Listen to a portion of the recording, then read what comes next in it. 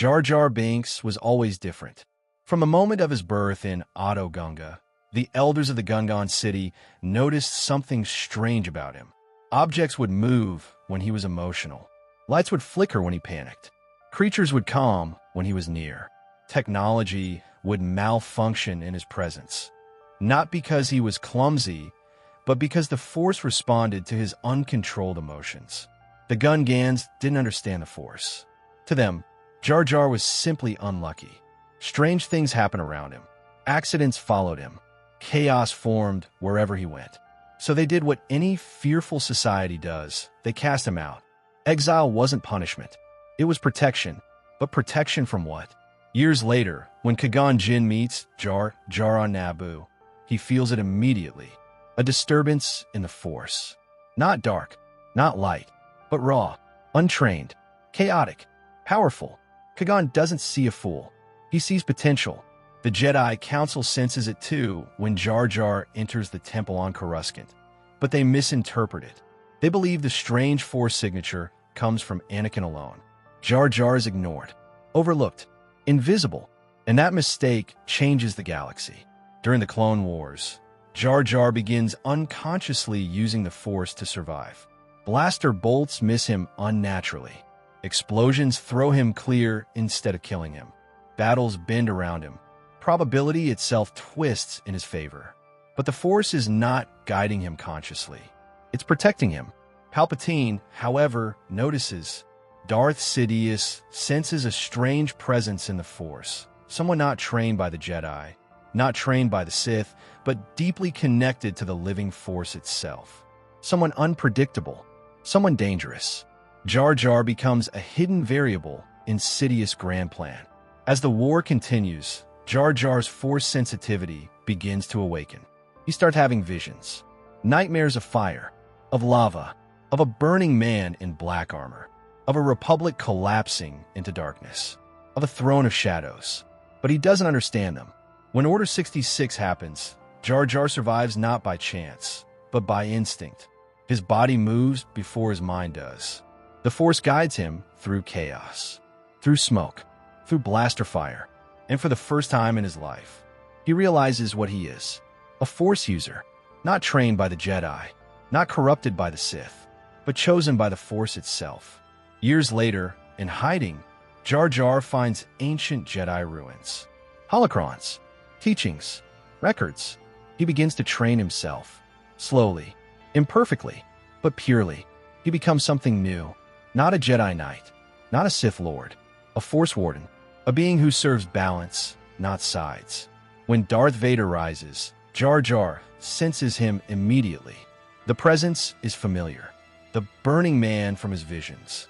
And Vader senses Jar Jar, not as an enemy, not as prey, but as a threat to destiny itself. Because Jar Jar represents something Palpatine never planned for. A Force user outside the prophecy, outside the Order, outside the Sith, outside control. And in this timeline, when Luke Skywalker rises, he is not trained by Yoda alone. He's found by Jar Jar Binks, a forgotten exile, a hidden guardian, a living embodiment of the living Force. And the galaxy changes forever. After Order 66, the galaxy did not fall into darkness all at once. It collapsed in silence, world by world, system by system, hope by hope. And in the chaos, Jar Jar Binks vanished. Not captured, not killed, not hunted, erased. He fled into the forgotten spaces of the galaxy. Ancient hyperspace lanes, abandoned worlds, ruined civilizations older than the Republic itself. The Force pulled him, guided him, whispered directions he didn't understand but obeyed instinctively. He didn't know the word training, but he learned, not from masters, from memory, from echoes in the Force, from places where Jedi once died, and their presence still lingered like shadows burned into reality itself.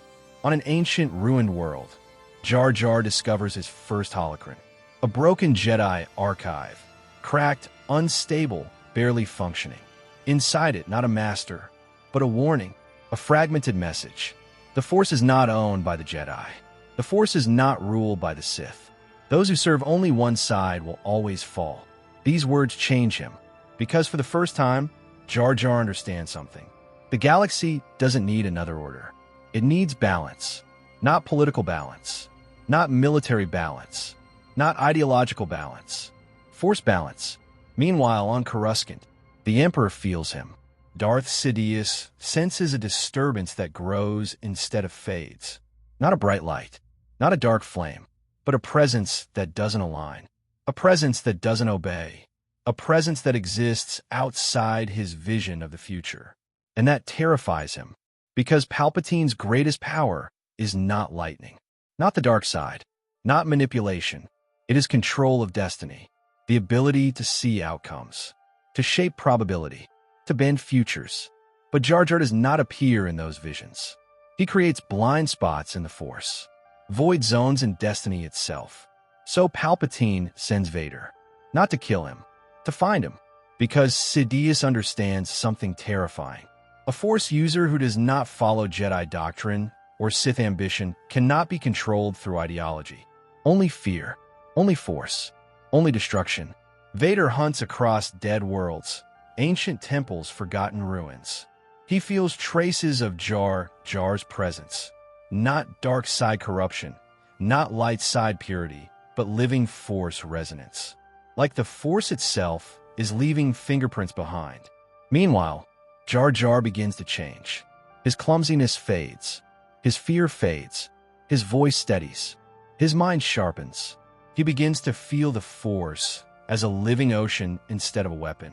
Not something to command, something to move with. He learns to disappear in the Force, to mask his presence, to become invisible to Sith senses. Not through dark side concealment, but through harmony, like a ripple that blends back into water. Years pass. The Empire rises. The Jedi become legends. And Jar Jar becomes a myth even to himself. Until a vision comes. Twin sons. A desert world. A boy. Strong in the Force. Untrained. Unprotected. Surrounded by destiny. Jar Jar sees fire again. Armor again. A burning man in black. But this time, he sees a second figure. A son. Not falling. Fighting. Standing. And the Force whispers a name. Luke.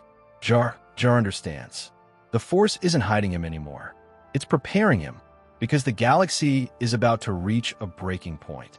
And when Luke Skywalker leaves Tatooine, Jar Jar begins moving, not to confront Vader, not to challenge the Emperor, but to protect the future.